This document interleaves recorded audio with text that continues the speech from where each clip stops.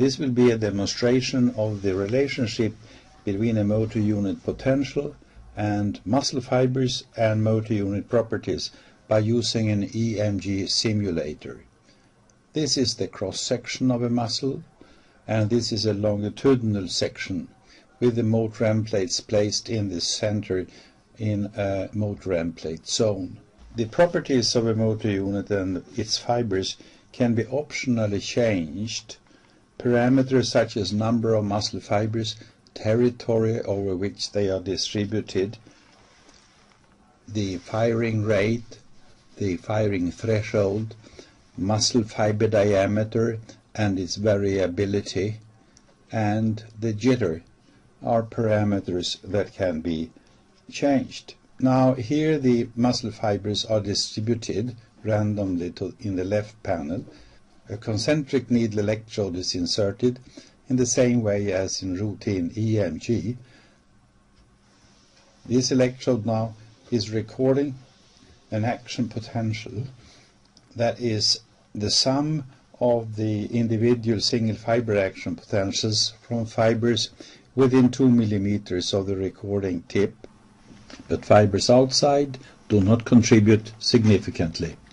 At consecutive discharges, the motor unit potentials are rather constant in shape.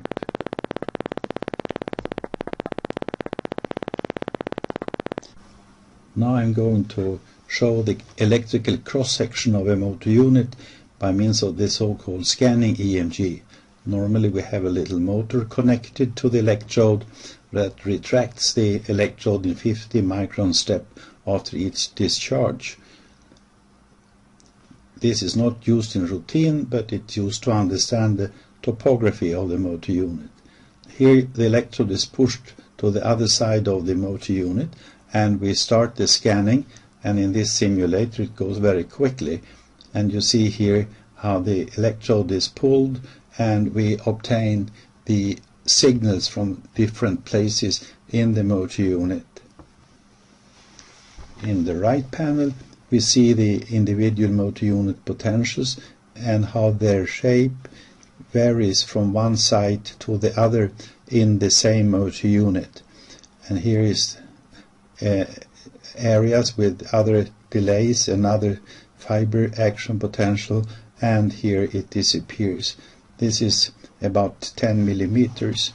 To the left we have the amplitudes transformed into colors. Normally we do the EMG either here or here or here and obtain different motor unit potentials from the same motor unit.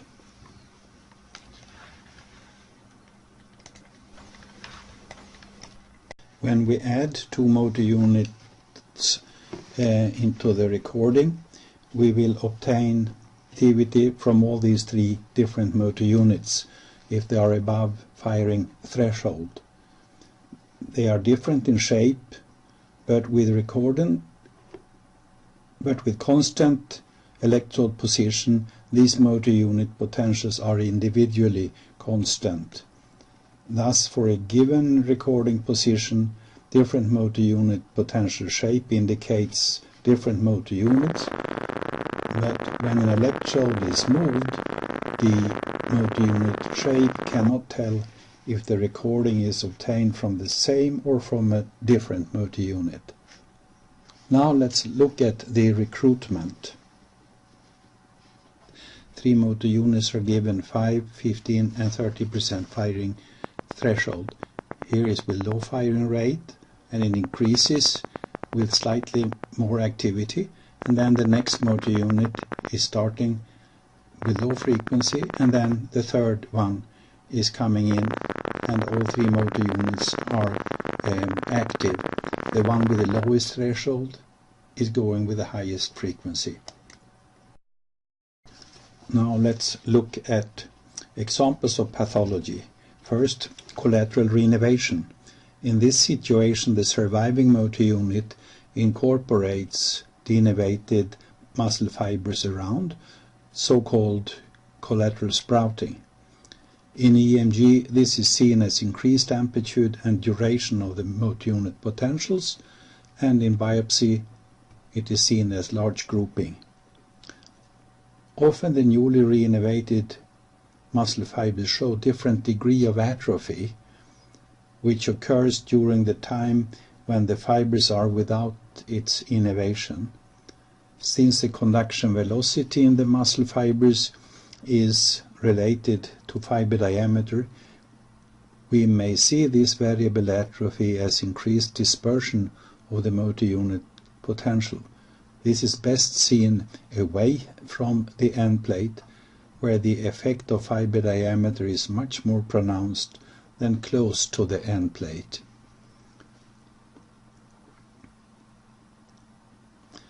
Another phenomenon seen in early renovation is the uncertain neuromuscular transmission. We can increase the jitter from normal 20 to 80 microseconds, and we see the variability in shape on consecutive discharges.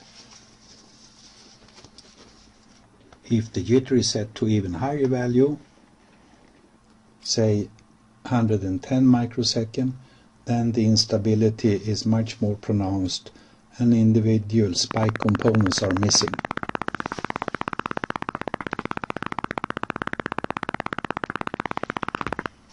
And now myopathy. Here is a normal motor unit with normal motor unit potential. Does it become polyphasic when we delete muscle fibers as we are doing here? No, this one does not become polyphasic. It becomes shorter and lower in amplitude. Let us return the fibers to the normal one and instead indicate the increased fiber diameter variation that we see in biopsies in myopathy. And here you see how the fiber diameter will influence the shape profoundly, where the signal all of a sudden becomes polyphasic. More clearly seen if we record more distally in the muscle away from the end plate, and much less pronounced or even not at all if we go very close to the end plate.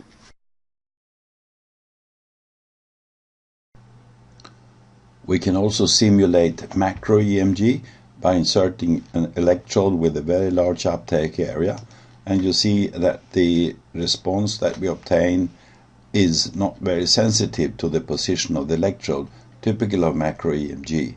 Or we can simulate the single fiber EMG with a small uptake area where we get small spiky signals, very sensitive to recording position, and sometimes we can record from two muscle fibers a potential pair.